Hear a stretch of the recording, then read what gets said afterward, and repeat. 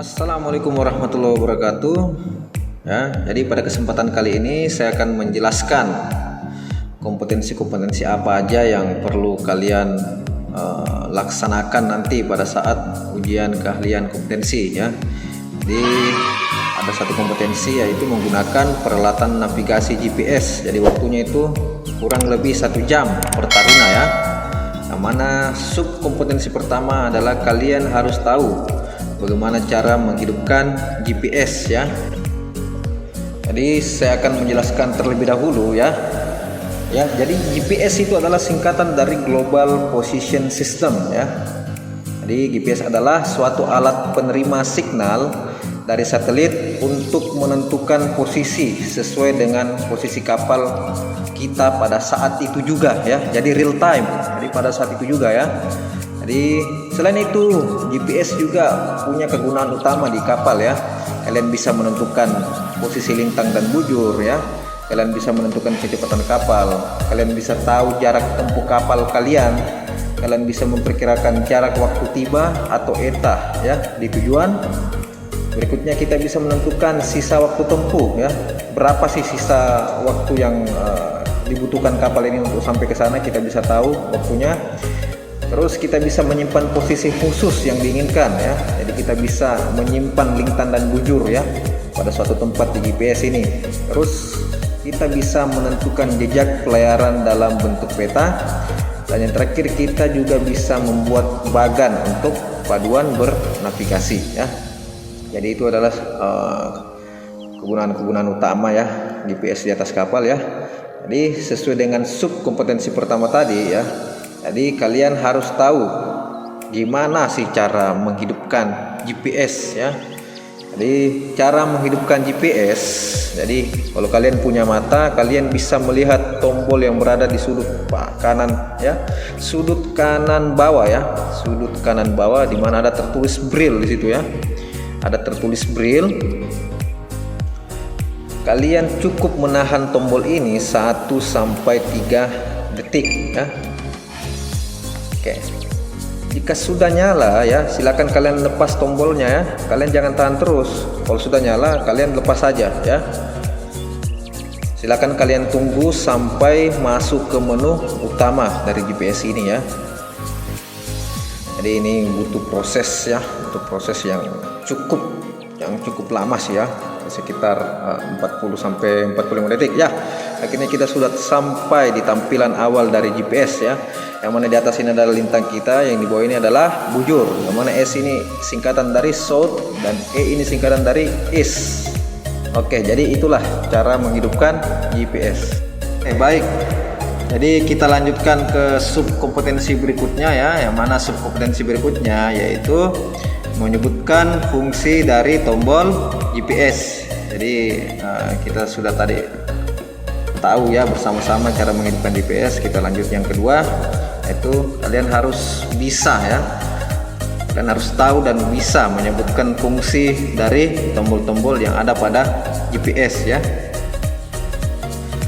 Baik, jadi ada beberapa tombol yang ada di GPS. Jadi ada 7 tombol yang ada di GPS ya. Ada 7 tombol, kalian bisa lihat 1, 2, 3, 4, 5, 6, 7 ya. Jadi ada 7 tombol ini. Jadi kalian harus tahu ini ya. Kalian harus tahu fungsi dari tombol-tombol ini ya. Jadi mari kita sama-sama ulek ya, apa sih fungsi dari tombol-tombol ini. Yang pertama, tombol yang paling atas ini ya. Ini namanya kursor pad ya. Kursor pad. Fungsi dari tombol ini adalah untuk menggerakkan kursor atau panah di layar GPS ya. Naik turun ya, seperti Anda lihat ya. Saya tekan atas. Jadi kursor itu maksudnya yang ini ya. Ini kursornya ya. Lihat saya tekan bawah, dia ke bawah juga ya. Atas, dia ke atas juga ya. Begitupun juga kita juga bisa menggeser ke kanan ataupun ke kiri ya, seperti bila saya ingin masuk ke dalam menu rute ya, saya tekan kanan, dia akan masuk ke menu rute ya. Begitupun saya tekan tombol kiri ya, tombol cursor kiri ini ya, dia akan kembali ya.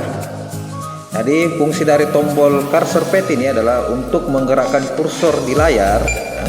kursor di layar naik turun, kiri kanan, dan juga bisa digunakan untuk merubah nama waypoint ya. Misalnya saya buat waypoint ya. Nah, ini atas bawah ya. Saya ke kanan, geser dia ya. Jadi ini bisa juga dipakai untuk merubah nama waypoint ya. Kita lanjut ke tombol selanjutnya, tombol menu ya. Apa fungsi dari tombol menu ya? Ini ya, tombol menu ini. Tombol menu ini digunakan untuk membuka pilihan menu GPS ya.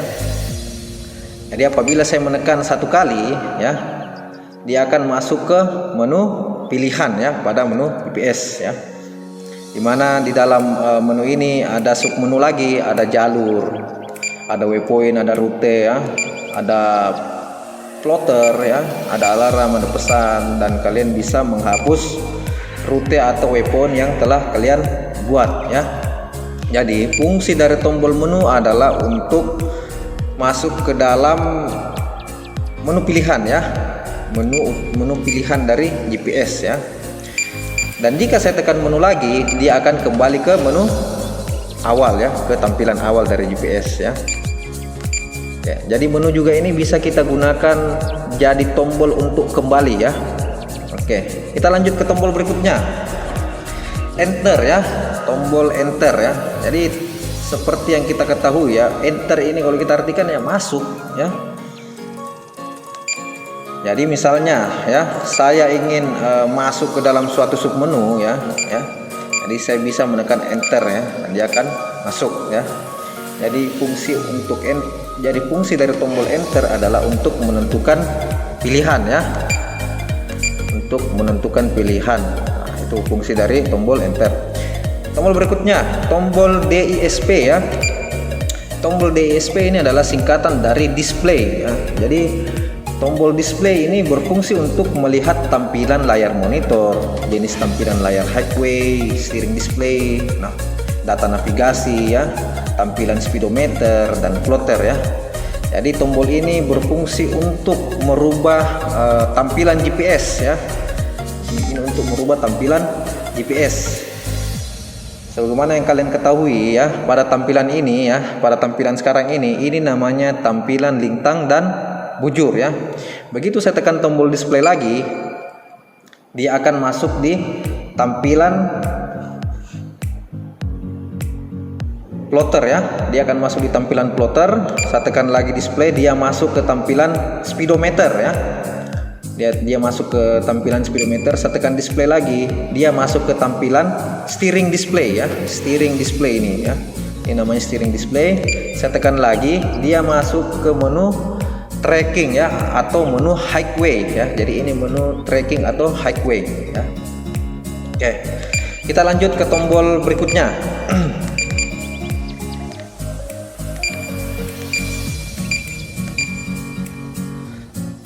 Tombol berikutnya ada yang namanya go to ya. Go to, apa sih fungsi dari tombol go to ini? Yaitu untuk memilih tujuan kapal ya.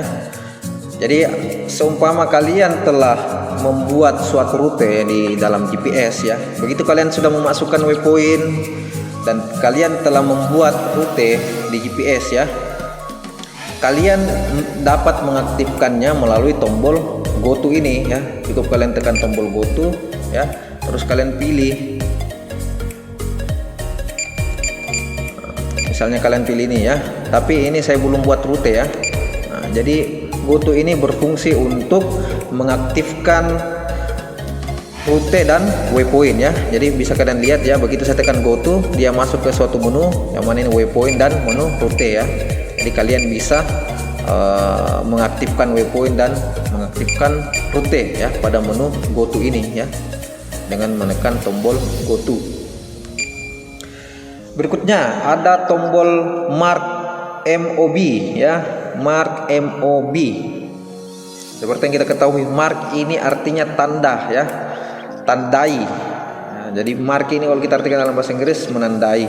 MOB ini adalah singkatan dari man overboard ya, atau bisa juga kita artikan mark outer buoy, buoy ya, buoy itu buoy ya, BUOY.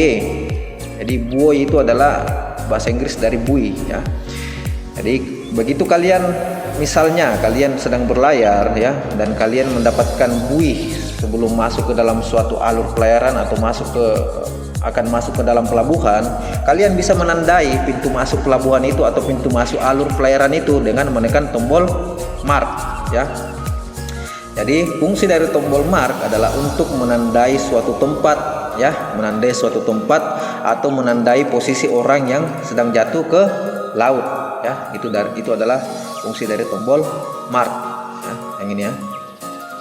Terus selanjutnya tombol braille ya. Tombol braille atau kalian bisa lihat ada logo power ya, di atas braille ini ada logo power ya. Ya, fungsi dari tombol ini adalah ya untuk mematikan atau menghidupkan ya. Selain mematikan dan menghidupkan GPS ya, jika kalian hanya menekannya satu kali ya, kalian bisa mengatur kecerahan layar ya. Kalian bisa mengatur kecerahan layarnya, dan kalian juga bisa mengatur kecerahan dari cahaya tombol ya. Lihat ya, semakin saya kurangin, lihat cahaya dari tombol ini akan berkurang ya. Nah, ini sudah mati cahaya tombolnya. Begitu saya tingkatkan ya, dia semakin terang. Apa gunanya? Apabila malam hari ya, ya, kita kan butuh pencahayaan pada tombol kan ya. Jadi tinggal kalian atur aja kontrasnya. Tapi biasanya pada siang hari kita nggak perlu terlalu terang ya. Kita nggak perlu terlalu terang untuk tombol ini. Tapi pencahayaan dari layar GPS ini perlu kita terangkan ya. Ya. Tapi apabila malam, layar ini jangan terlalu terang, nanti matamu rusak ya. Oke. Jadi itu saja ya. Jadi saya harap semua sudah tahu ya fungsi dari tombol GPS, dan kita akan lanjut ke subkompetensi yang berikutnya. Subkompetensi berikutnya atau subkompetensi yang ketiga ya, yaitu membaca tampilan GPS. Ya, seperti yang sudah saya jelaskan pada subkompetensi yang kedua ya, untuk masuk ke tampilan GPS itu kita menekan tombol display ya. Ya, jadi kalian bisa lihat ya tombol display ya. Jadi ini tombol display, kalian lihat. Jadi pada tampilan yang sekarang ini ya, ini adalah tampilan dari navigasi data atau data navigasi ya. Bila saya ingin mengganti tampilan yang lain, saya tinggal menekan tombol display ya. Kita tekan ini dan dia akan masuk ke tampilan navigasi data yang kedua ya. Jadi ini tampilan navigasi data 2 ya. Yang tadi yang pertama, ini yang tampilan kedua ya. Jadi nanti di sini ini apabila kalian sudah membuat rute, di sini akan terpapar semua rute-rute yang telah kalian buat ya. Makanya dibilang tampilan data navigasi ya, karena semua data-data waypoint atau rute yang kalian buat akan tampil di dalam data ini ya, akan terpapar di sini semuanya. Terus kita lanjut tampilan berikutnya. Jika saya menekan tombol display lagi, dia akan mengganti tampilan lagi. Ini adalah menu speedometer ya. Jadi seperti kalian lihat ya. Jadi ini modelnya sama seperti speedometer motor mobil ya, speedometer kendaraan ya. Jadi SOG ini adalah singkatan dari speed over ground ya, dalam kurung KN, knot, satuan kapal ya, satuan kecepatan kapal itu knot. Artinya kalau knot itu mil per jam ya. Jadi apabila kapal saya kecepatannya 15 knot, maka jarum ini akan naik menuju ke 15 ya. Jadi sama seperti speedometer kendaraan, mau itu motor, mobil ya, kurang lebih sama seperti itu. Terus kalian bisa lihat di sini ada COG. COG ini adalah singkatan dari course over ground ya. Course over ground ini adalah haluan kapal kalian. Course over ground ya. Jadi apabila kapal kalian haluannya 360 derajat atau haluan utara ya, begitu dia merubah haluan ke 270 derajat atau haluan barat, maka di sini pun juga akan berubah ya. Jadi seperti yang saya katakan tadi, GPS ini adalah alat navigasi yang real time ya, real time dia. Meskipun agak lambat perubahannya ya, karena dari satelit yang dia menerima data dari satelit. Nah, jadi kalau kapal kalian berubah haluan, pasti di sini juga akan berubah ya. Terus POSN ya, POSN ini adalah position ya, singkatan dari position.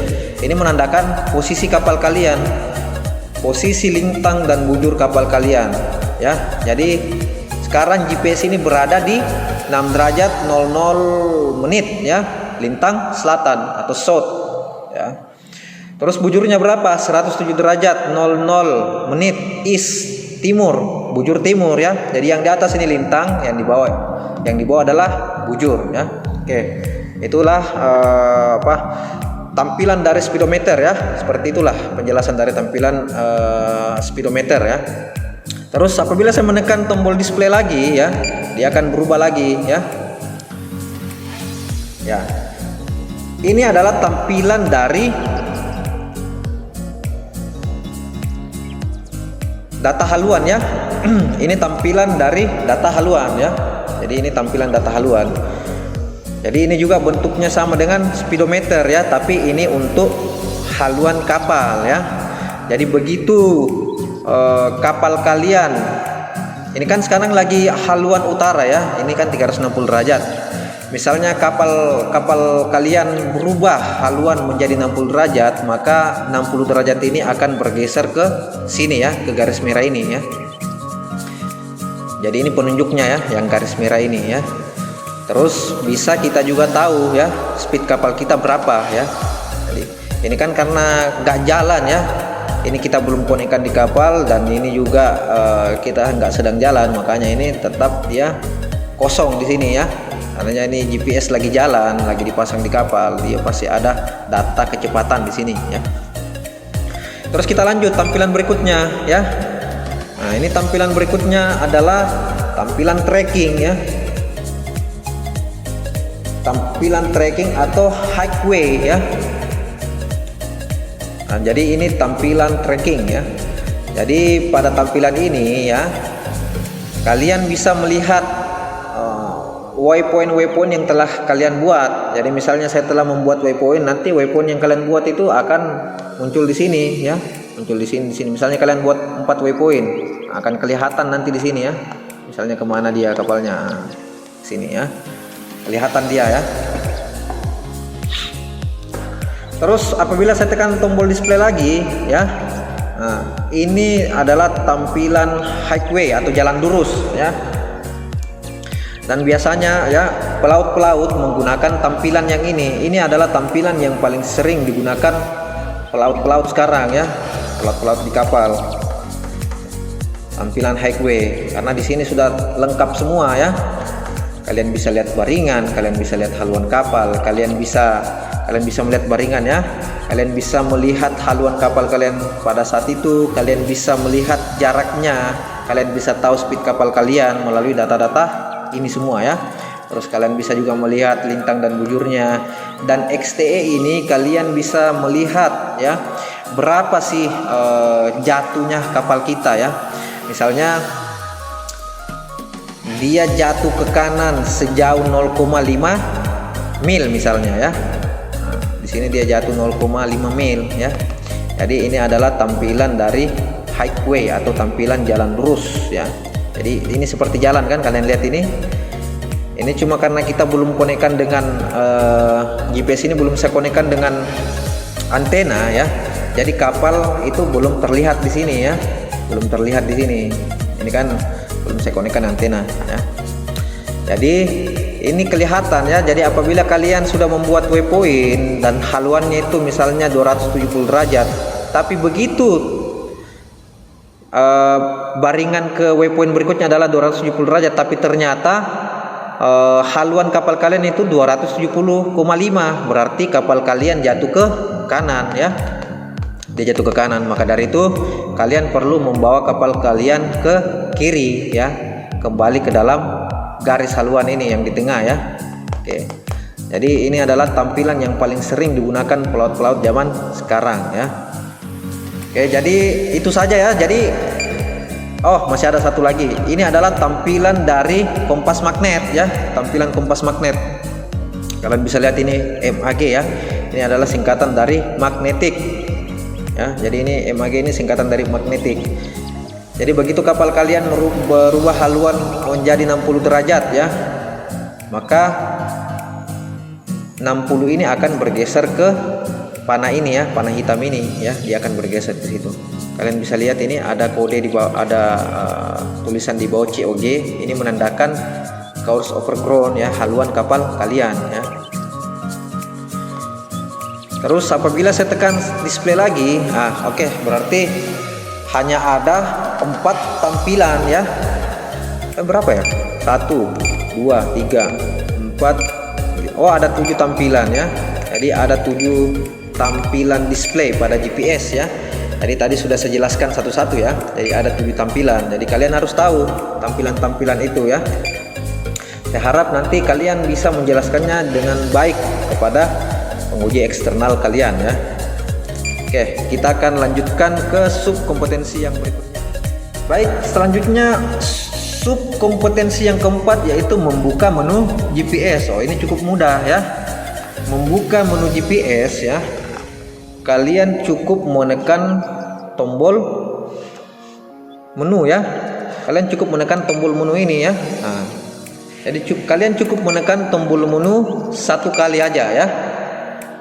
1 kali ya, maka akan masuk ke tampilan menu ya, itu ya. Jadi ini yang paling gampang ini ya, subkompetensi yang keempat. Lanjut ke subkompetensi yang berikutnya, yang kelima ya.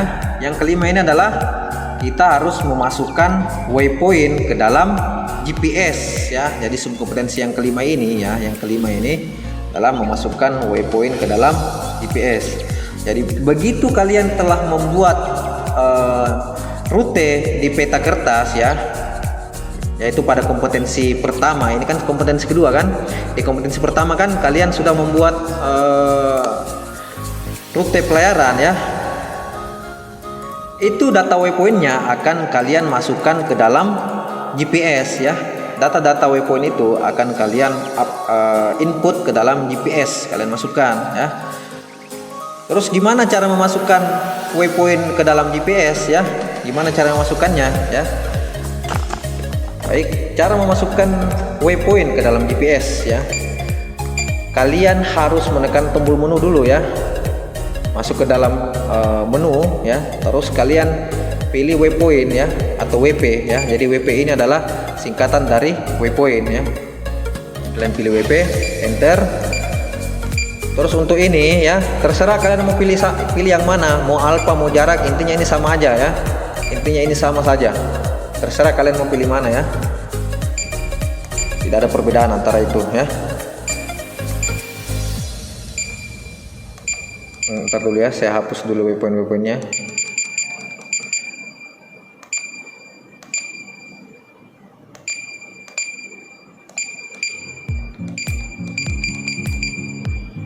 Jadi kalian masuk ke menu waypoint, kalian pilih baru ya, baru. Kalian pilih baru, kalian pilih sub menu baru, kalian enter.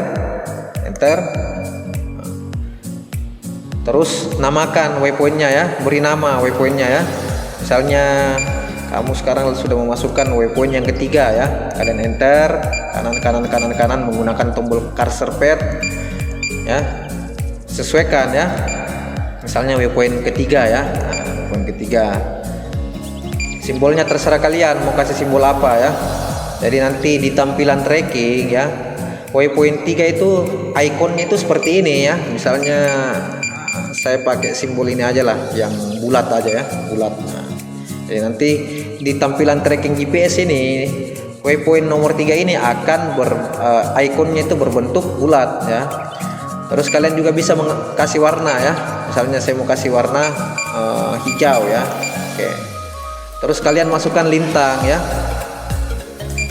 Berapa lintang? Misalnya kalian telah menghitung lintang di peta itu, misalnya dia 8 derajat ya. Tinggal kalian masukkan lintangnya berapa? 8 derajat. Misalnya 15 menit ya. Nah, terus kalian lihat dia lintangnya selatan atau lintang utara ya. Kalau dia selatan kalian pakai S, kalau dia utara kalian pakai N, karena N adalah bahasa Inggris dari north ya, singkatan dari north atau utara ya. Terus setelah kalian memastikan data ini sudah sama dengan yang ada di peta, kalian tekan enter ya. Terus kalian masukkan lagi lone-nya ya. Jadi LAT itu atau latitude itu adalah lintang ya. LAT ini lintang dan lon ini adalah longitude ya atau bujur ya. Kalian masukkan lagi bujurnya. Misalnya bujurnya 200. Oh sorry, nggak ada bujur 200. Misalnya bujurnya 127 derajat ya. Menitnya adalah 36 menit. Ya. Terus pastikan juga apakah dia bujur timur atau bujur barat. Apabila dia bujur timur, kalian pakai kode E karena E ini adalah singkatan dari east. Dan apabila dia barat, ya kalian masukkan W karena W ini adalah singkatan dari west ya, barat ya, bujur barat. Oke, misalnya bujur timur ya. Oke. Jadi cukup yang ini aja yang kalian masukkan, nama ya. Nama yang paling penting itu cuma nama, latitude sama longitude ya. Untuk yang di bawah ini kalian nggak perlu otak-atik ya. Kalian nggak perlu otak-atik. Jadi yang penting adalah nama, latitude LAT dan longitude atau LON. Cukup itu aja yang kalian otak-atik ya. Tapi terserah kalian, kalau kalian mau ganti simbolnya terserah kalian lah. Kalau kalian mau pakai ikon bulat kah, atau ikon kotak, ikon layang-layang misalnya seperti ini, ikon ikan ya, terserah kalian. Terus kalau kalian juga mau ganti warnanya terserah ya, tapi yang penting itu cuma nama, latitude dan longitude-nya. Oke, jadi itulah bagaimana cara memasukkan waypoint ke dalam GPS. Ke sub kompetensi berikutnya ya. Subkompetensi berikutnya adalah membuat rute pada GPS ya. Jadi waypoint yang telah kalian buat tadi, ya, kalian akan buat jadi rute ya. Jadi rute adalah kumpulan dari beberapa waypoint ya. Sebagai contoh misalnya ya. Misalnya saya dari Tarano mau ke Sumbawa ya. Dari Tarano mau ke Sumbawa. Apabila saya ingin membuat rute, maka dari itu saya butuh waypoint. Waypointnya apa? Waypointnya itu misalnya Empang, Pelampang, apalagi Lopok misalnya ya, gitu ya. Jadi waypoint itu adalah, jadi rute itu adalah gabungan dari beberapa waypoint. Jadi bagaimana caranya saya sampai ke Sumbawa? Ya, dengan cara melewati Empang, Pelampang, Maronge dan Lopok gitu ya. Jadi seperti itu sederhananya ya. Oke, sekarang kita akan praktekkan gimana cara membuat rute pada GPS ya. Jadi sama, tetap kalian harus masuk ke menu ya. Kalian masuk ke pilihan menu dan kalian pilih submenu rute ya, rute. Kalian masuk ke rute. Terserah kalian mau pilih yang mana, mau alfa mau jarak, ini sama aja ya. Oke. Terus kalian pilih baru ya, karena kita baru mau buat ya. Kalian tekan baru, pilih baru dengan enter ya. Udah, tinggal misalnya kalian kasih nama dulu ya. Misalnya dari mana tadi? Misalnya dari Tarano. Tapi karena yang tersedia ini hanya 6 karakter, jadi kita perlu menyingkatnya ya. Jadi kita singkat di sini ya. Kita singkat aja. Misalnya Tarano kita singkat jadi TRN ya. Tarano kita singkat jadi TRN.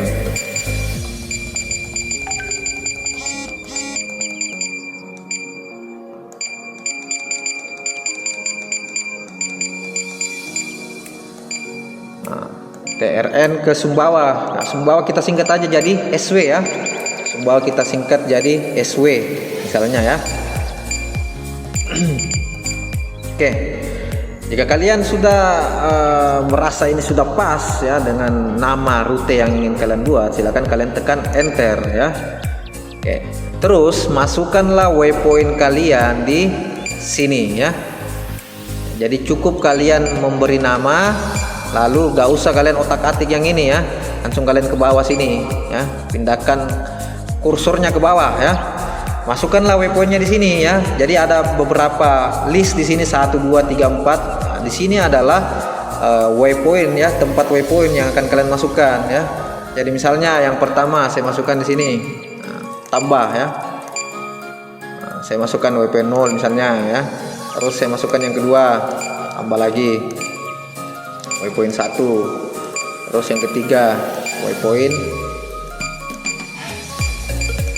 3 ya. Oke. Ya, jadi begitulah cara membuat rute pada GPS ya. Selanjutnya kita lanjut ke subkompetensi yang ketujuh ya. Subkompetensi yang ketujuh adalah menghitung jarak pada GPS ya. Jadi setelah kalian membuat rute tadi ya, kalian harus tahu berapa sih jaraknya ya. Misalnya tadi saya kan sudah buat rute, berapa jarak dari Tarano ke Sumbawa ya. Jadi tadi kan saya sudah buat rutenya. Sekarang saya akan mengaktifkan rute tersebut tadi ya. Saya akan mengaktifkan rute yang telah saya buat dan saya akan menghitung jaraknya ya. Cara mengaktifkannya adalah kalian tekan tombol go to ya. Tombol go to ya. Ini tombol go to ini. Kalian tekan tombol go to ini satu kali ya. Terus kalian masuk ke sub menu rute alfa atau rute jarak ya. Ya, karena kita ingin mengaktifkan rute, maka dari itu kita pilih yang sub menu rute ya. Ini sama aja, kalian mau pilih alfa, mau pilih jarak sama aja ya. Misalnya saya mau aktifkan yang ini ya, Tarano ke Sumbawa misalnya, Tarano ke Sumbawa ya. Tekan enter, ya. Terus pilih menuju ya. Terus di sini ada dua pilihan ya. Ada dua pilihan di sini, ada teruskan, ada yang kembali ya. Kalau misalnya saya dari Tarano mau ke Sumbawa, saya pilih teruskan. Tapi apabila saya dari Sumbawa mau ke Tarano, ya, saya pilih yang kembali. Ya. Jadi itulah perbedaan antara teruskan dan kembali. Kalau kalian dari Tarano, kalau kalian dari titik awal ke titik akhir pilih teruskan. Kalau dari titik akhir ke titik awal, kalian pilih kembali ya. Oke? Karena saya dari Tarano mau ke Sumbawa, saya pilih yang teruskan. Oke, akhirnya rute itu akan sudah aktif ya. Rute itu pun sudah aktif ya, seperti yang Anda lihat. Jadi ada tanda panah warna merah di atas ya, berarti haluan dari GPS ini sekarang adalah 60 derajat ya. Ini nih haluan untuk ke waypoint yang pertama itu adalah 60 derajat ya. Sudah terbaca lah tadi waypoint 003 ya. Terus gimana sih menghitung jarak pada GPS ya? Karena saya sudah mengaktifkan rute, maka saya harus tahu juga dong berapa jarak, menghitung jarak sampai ke Sumbawa itu ya. Ternyata jaraknya itu adalah 1503 nautical mile ya. Kalian bisa mendapatkan jarak itu ya melalui beberapa tampilan ya. Kalian bisa masuk ke tampilan nomor 1 ya. Intinya yang ada tulisan RNG atau rank ya, dalam kurung NM ya. Ini adalah singkatan dari nautical mile ya. Nautical mile. Jadi jarak dari titik awal kapal saya sampai ke titik akhir ini ya. Titik akhir ini adalah 1503 ya. Ya, jadi intinya tinggal kalian tekan tombol display ini ya. Jadi tampilan 5 juga kita bisa menghitung jarak ya, 1503 ya. Di tampilan 1 pun juga ada ya, 1503. Tampilan 2 juga kita bisa melihat ya. Intinya kalian perlu mengaktifkan dulu rutenya ya melalui tombol go to ini ya. Jika rutenya sudah aktif, maka akan secara otomatis datanya akan muncul di tampilan-tampilan GPS kalian itu ya. Oke, kita lanjut ke subkompetensi yang terakhir, yaitu ini gampang, mematikan GPS ya. Mematikan GPS tinggal kalian tekan tombol power ini ya, yang di sudut kanan bawah. Kalian tekan 1 sampai 3 detik ya. Oke, mati ya. Baik, jadi itulah tadi penjelasan dari beberapa subkompetensi yang ada pada kompetensi yang kedua ya, yaitu mengoperasikan navigasi GPS ya, yang mana waktunya ini cuma 1 jam. Jadi kalian harus cukup gesit dalam mengerjakan. Kalian harus gesit dan tepat ya. Dan kalian selalu ingat, ya, kalian harus selalu pastikan bahwa data yang kalian buat di peta kertas itu harus sama datanya dengan yang kalian masukkan ke dalam GPS, ya, harus sama. Maka dari itu kalian perlu hati-hati dalam menentukan lintang dan bujur pada peta kertas. Oke, baik. Berikutnya kita akan lanjut ke kompetensi berikutnya, ya.